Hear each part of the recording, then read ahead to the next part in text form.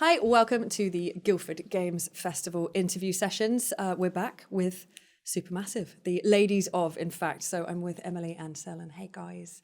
Thanks so much for being here, as per. I want to talk about, you guys are known at Supermassive for not just scare you half to death horror, but the creating of very real characters, the connection with the players and the characters, and ultimately the loss of said character and how that impacts the player.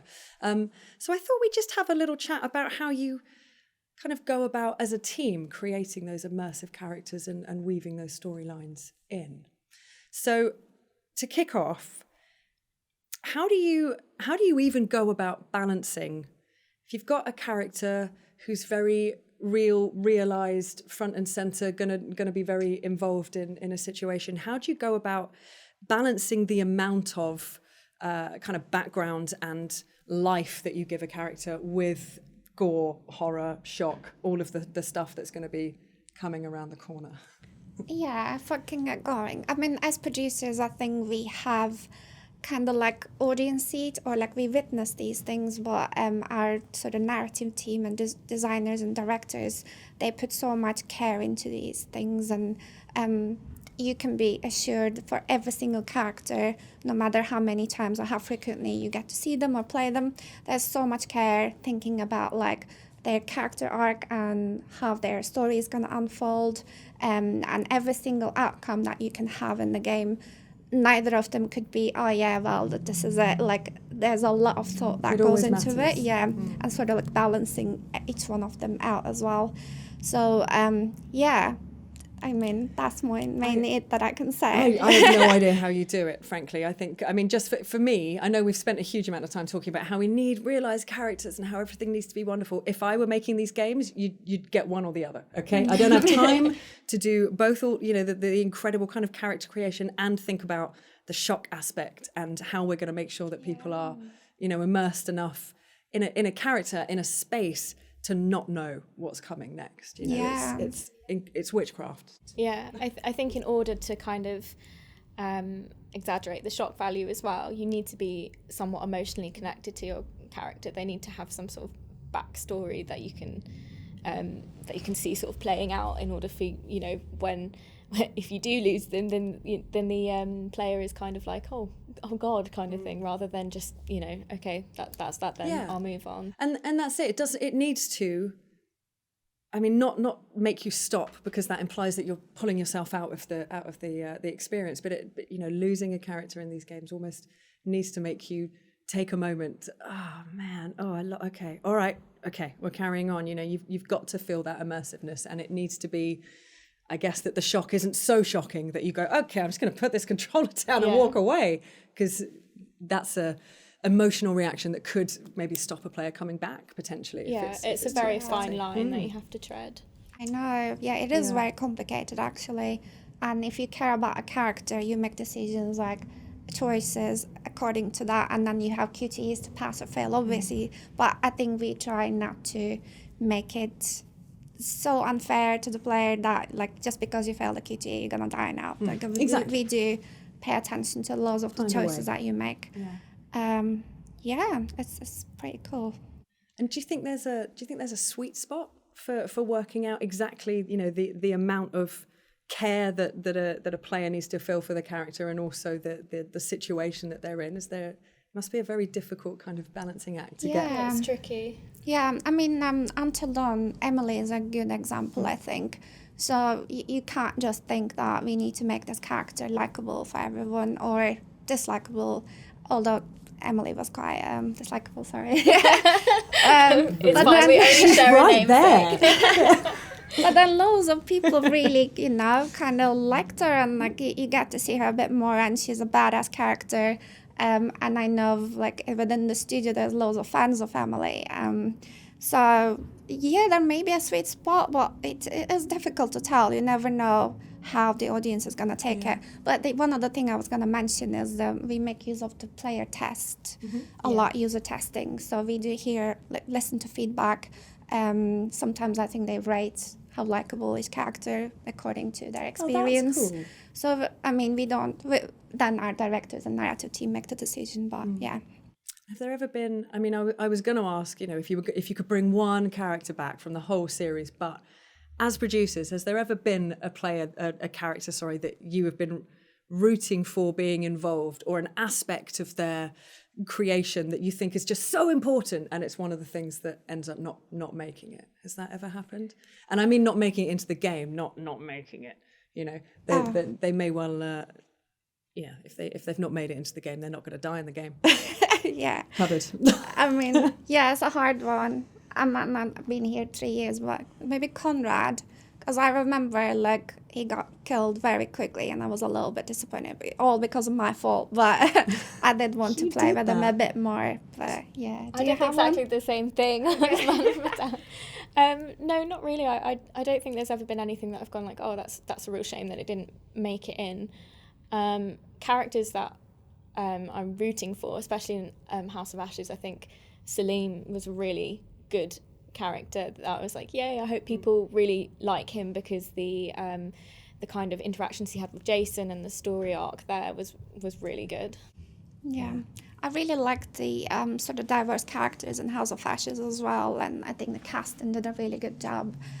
House of Ashes is really, I mean, it is as far as I'm concerned, the pinnacle of what we're talking about here. The balance of the two sides of the story, as it were, to ensure that the darkness is forever creeping in, but you're focusing on what's happening with these characters. It really, it epitomizes everything that Supermassive do. I just thought it was wonderful, absolutely wonderful. Can we use this as a tagline? Yeah. I'll write it down. So I'll write it on the wall. Yeah, outside. It's done.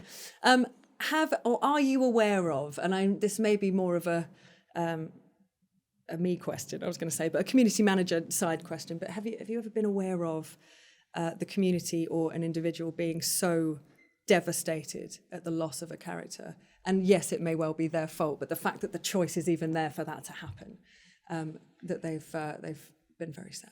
That's a tough one for me. I don't have a great answer to it. No, I think I remember watching a YouTube playthrough of someone playing through Man of Medan, and they were so devastated that they lost Fliss that they literally went through and played the whole game again because they wanted to get that outcome. So that's quite interesting to watch when people have that reaction. And personally, when I played Man of Medan, I remember I drove Conrad away, and I was like, no. I know that's quite a contentious point with fans as well. That making that decision to kind of drive the star away. Yeah, and I should think, working with streamers, as it were, being able to see, our whole environment as far as giving a game to a player has changed, because we can see it happen from the second that game is out. We can watch it happening. Does that have a very has it impacted the way that you produce?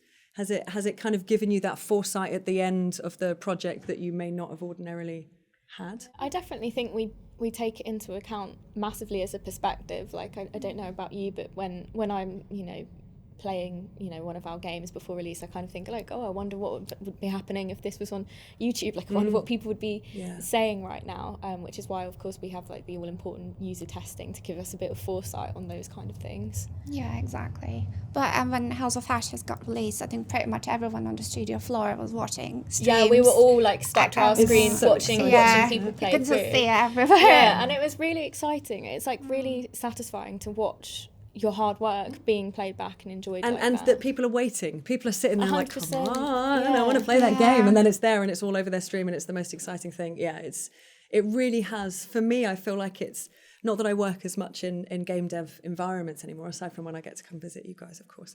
But I feel like it's really changed for those studios that do, if you're looking at more indie type studios that may do a lot of updates or a lot of bug fixing, that kind of first week of being able to sit down and watch, and I know some creative directors that will watch streams until 5-6 in the morning in launch week just because they're there. But having that, not necessarily interaction, but seeing someone walk around your world that doesn't know it as well as you do, that hasn't been there. Oh, they don't know that thing used to be in the way, so they're not going this direction, whatever it may be, really makes a difference to, how you feel about your shipped project, but also how you take it forward, I suppose, and whether that's take it forward with bug fixing or updates, or whether it's the next project. What are we thinking about now? Exactly. I imagine All of the feedback and those kind of things is definitely like, it's all, you know, a massive task to collate it all and come up with the key points from all of that feedback, like things that the players are recurring saying are issues, or things that they say they really love. Like, that is stuff that we take forward into the next series.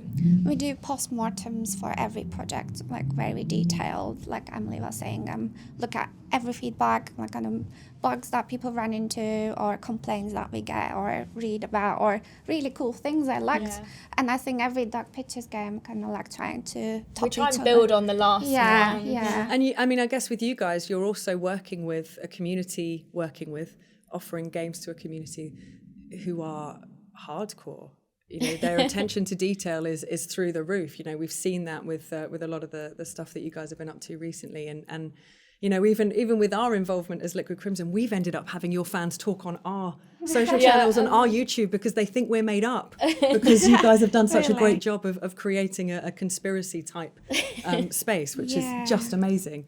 But yeah, I guess that's another level of, okay, these guys really, the ones that you're, you know, your mega fans, they really know what they're getting and how to interact with it. There's some big fans out there. I was reading some comments yesterday on our social media, and they were like, bring out the curator, like we want him to have a social media account. That would be brilliant. So oh my gosh, suggest it. Actually, that would be great. Just really, not just a little bit sinister, just a teeny bit sinister and quite matter of fact as a Twitter account. I'd be into that. I'd be definitely into that. Brilliant. Yeah, some demand, I guess. You kind of touched on it earlier, but you know, when you're dealing with such a huge amount of potential death, how do you ensure that each of those does matter? Like, what kind of lengths are these narrative teams having to go to make sure that the player is really feeling the loss of any of the characters? I mean, from production side, again, that's matter a lot. Again, we review them for months. You know, we have every single one. Of course, because like, if you think about it, like, even if you take maybe a sort of rarer route through the game, that could be your first playthrough. So the deaths, however rare or however you might get one that not many people have had, they need to be up to quality. They need to, have an emotional quality impact. Deaths. Quality There's deaths. A quote for you guys. Quality deaths.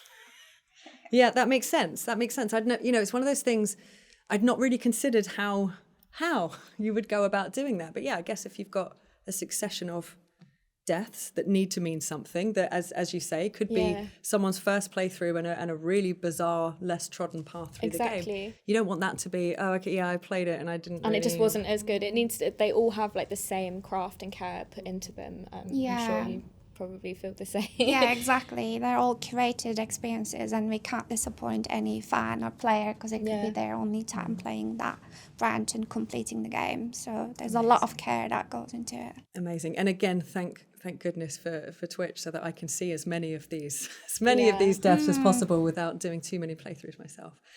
Ladies, thank you so much. It's fascinating. I honestly think what you do is witchcraft. So thanks for taking some time away from your spells for me. Thank you, Lauran. Thank you for having us. It's been amazing.